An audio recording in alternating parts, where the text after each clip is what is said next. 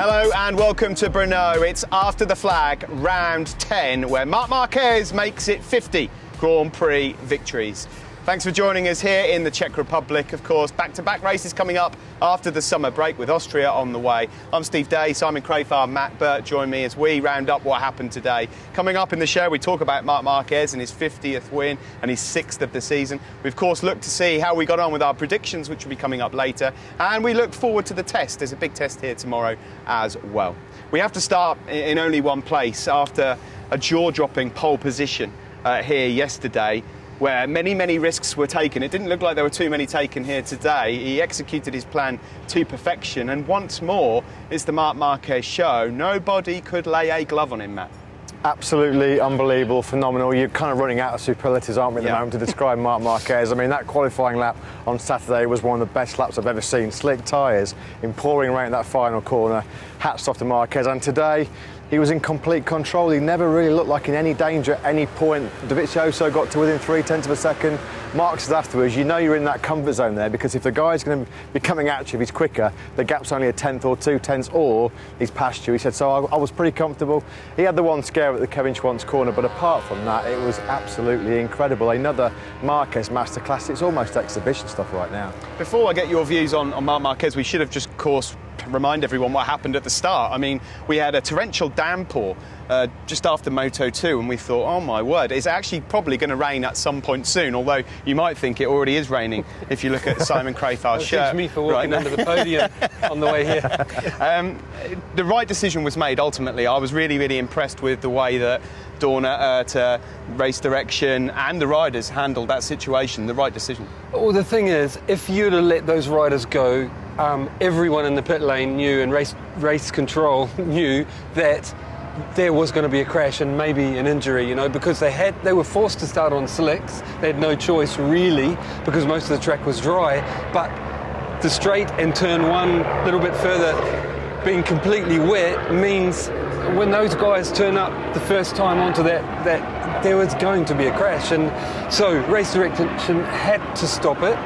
Then they had to wait it long enough for it to be safe to go out on slicks. So I think it was the right call. I mean, had the whole circuit been wet, Matt, we could have been in for something rather special. I mean, as it turned out, it was a damp squib, but not in that way. Yeah, I mean, when the race did eventually get underway, I mean, there was a lot of people predicting. I think Simon spoke to Carol Abraham on the grid. He's the local expert. There was a lot of concerns, actually, that there was going to be a downpour at some point in the race. We still thought, actually, at some stage, there was going to be a flag-to-flag race. It ended up beautifully sunny, like perfect. Exactly. we got a dry race. We didn't get the spectacle we wanted, but that's because there's one man who at the moment is on another planet. I mean, Simon, let's get your thoughts on Marc. I mean, it looked like the only moment he really had was the slight twitch into the Kevin Schwantz corner. Yeah, which was a scare. I mean, his left foot was right off the foot peg, wasn't it? His leg was basically around the tailpiece holding himself on. It was a proper scare, but you're right. Otherwise, it was just from start to finish domination. And I know everyone knows it, but for me, Ducati last year had an advantage, you know, when it came to these more horsepower circuits, and that's gone. Honda have closed the gap, and now we're just seeing Marc show his class every weekend. There is light at the end of the tunnel for Ducati, of course. Andrea Dovizioso is back on the podium, so at least there's something there. You could kind of tell in the press conference a moment ago with Dovi, he's happy to be back on the podium. He just took his cap off and said that we couldn't have really done any more. Well, at the moment, he's just being beaten by the better man, and it looks like the better motorcycle right now. We can't emphasise, can we, the phenomenal job that Marquez is doing, but behind the scenes, Takeo Yokoyama and those engineers in HRC, they knew that over the last couple of years, they've been blitzed on the straights by the Ducati. They worked so hard. We go to the Red Bull Ring next weekend where Ducati are unbeaten. Marquez, I get this sense that he's just so desperate to win in Austria, but right now, you can see him. You know, he won those first 10 races in 2014. It would not shock me right now, guys, if he did not win for the rest of the season. He looks so good, so unbeatable. He's that strong. Dovi, for you, I mean, he put pressure on Marc. He's the man that forced Marc to push with 8 laps to go. I think Dovi did a really good job. Like, from the beginning, he actually said it in Parc Fermé. From the beginning, both of them were riding really well. He said him and Marc were just hammering those, you know, it was a quite high pace, you know, meaning good lap times.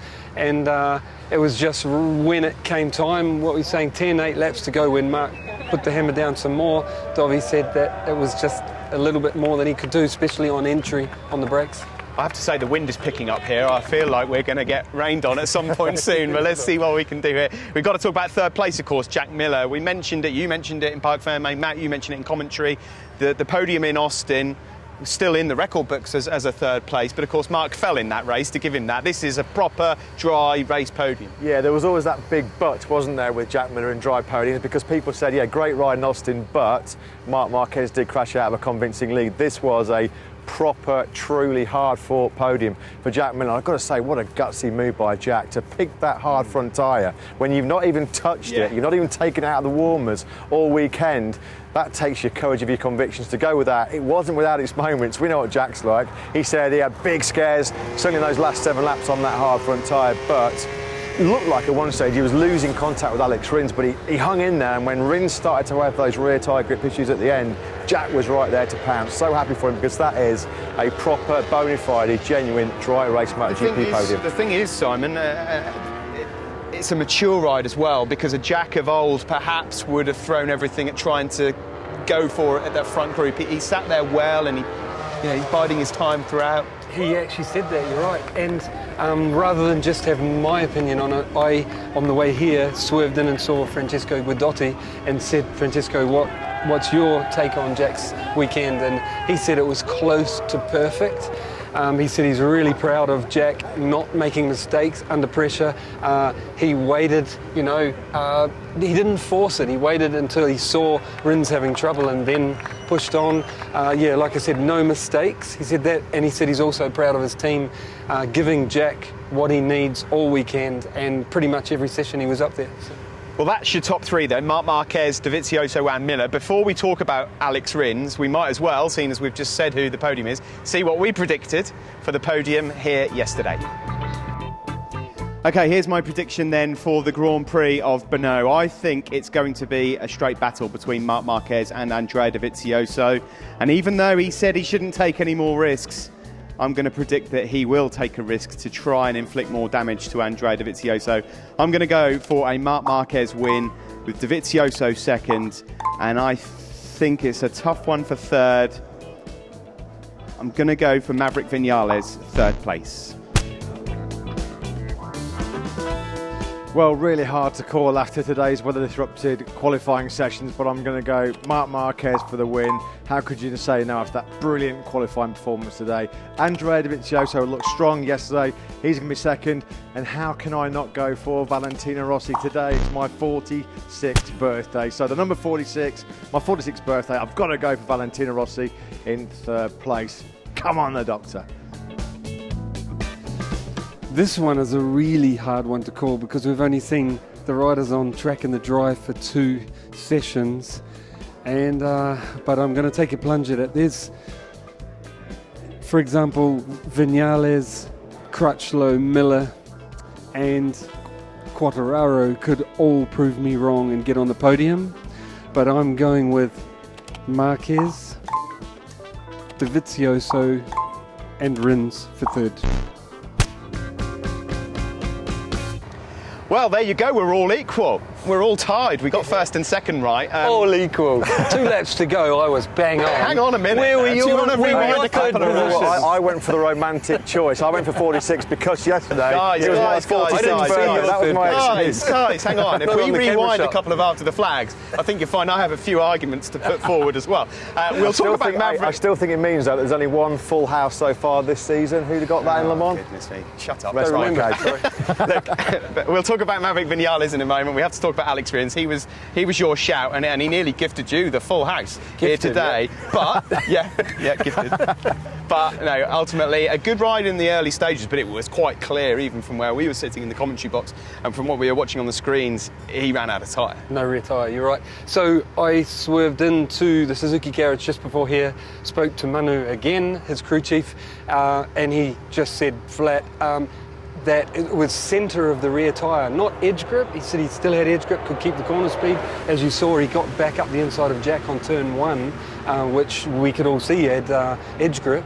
But he said as soon as he was up off the edge, they had too much spin. and it just burned the tyre out in the centre. It had no drive and no acceleration.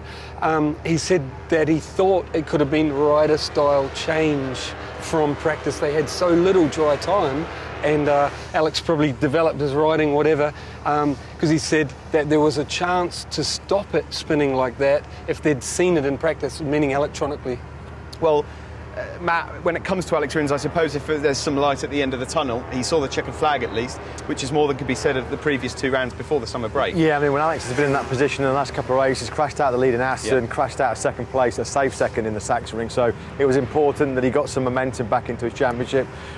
You know, that rear tyre was shot to pieces. I mean, like Simon said, it was amazing that he could still carry that much corner speed. I think Miller was behind him thinking, blimey, that Suzuki doesn't half turn good, even though that rear tyre is still shot. So he did what he had to do. He brought it home, not the podium he wanted, but Alex was back in the mix for all but 2 laps of the race. We'll talk about the testers coming up tomorrow shortly, but let's just go through a couple of other riders as well. Cal Crutchlow, let's say, ruining the qualifying situation. Really good pace throughout. In fact, arguably pace to take the battle for second place. Yeah, I don't think Cal, and I think Cal would be pretty honest, that nobody was going to beat Mark today, but I think Cal Crutchlow, had he not qualified 11th yesterday, Cal would have been in that battle with Dovi, with Jack Miller and Alex Rins, no doubt about it. His pace was podium potential, nothing from Mark, but I think he'd have been in the mix right at the end. I mean, it's showing just how crucial qualifying is, because if we go further back as well, Quartararo, Viñales, etc. I caught up with Quartararo on the way here, and by coincidence bumped into him, and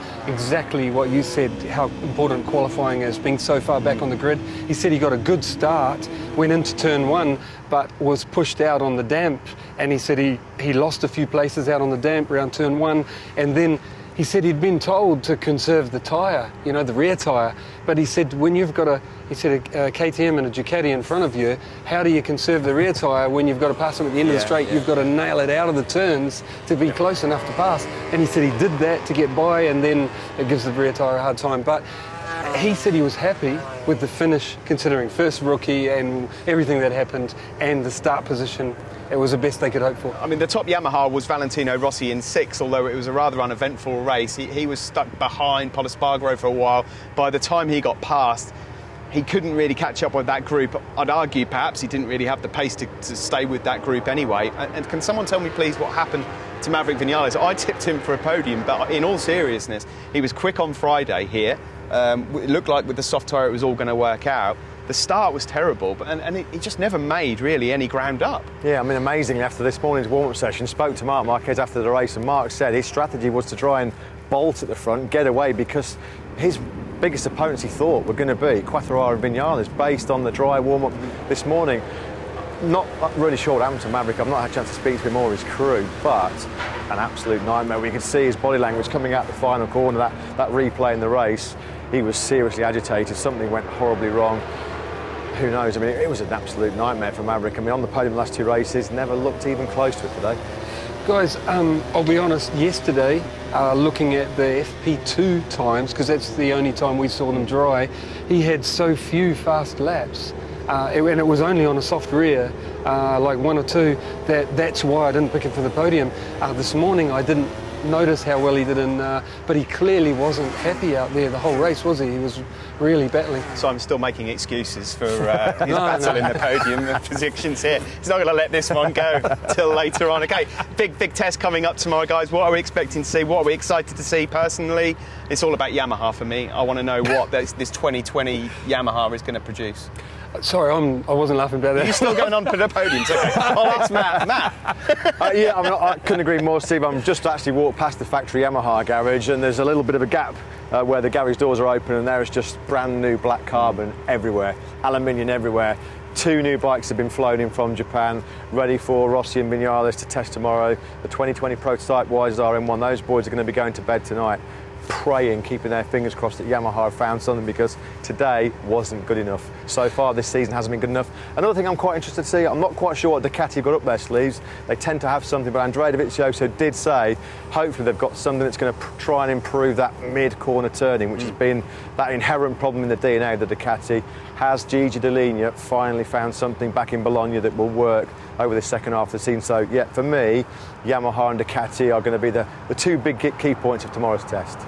Yeah, well put from Matt. I'm excited. Like, I get to do the test tomorrow and watch, and I love my job. And yeah, I'll be really looking out to see what Yamaha have bought here. I mean, they've known for a while they need to bring something, don't they? You know, they really do.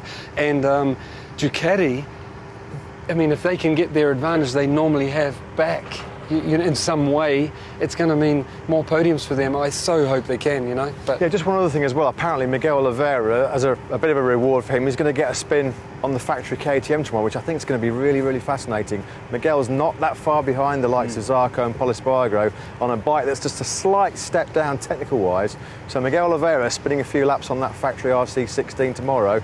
I'm going to be keeping quite a close eye on Miguel's performance on those timesheets. Well, that's all we've got time for really here this weekend in Brno. We're off out to Brno city centre to enjoy a beer for our good buddy's birthday from yesterday. And we will also raise a glass to Luca Semprini after he sadly passed away this weekend. Our thoughts with his family and with Ducati. Thank you so much for joining us here in Brno. We'll see you in a matter of days when we head over to Spielberg in Austria. Thanks.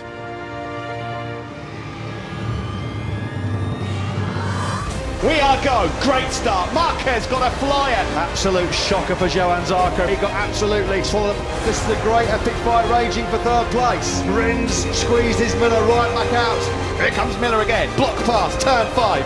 Bravo, Marc Marquez. It's win number 6 of 2019.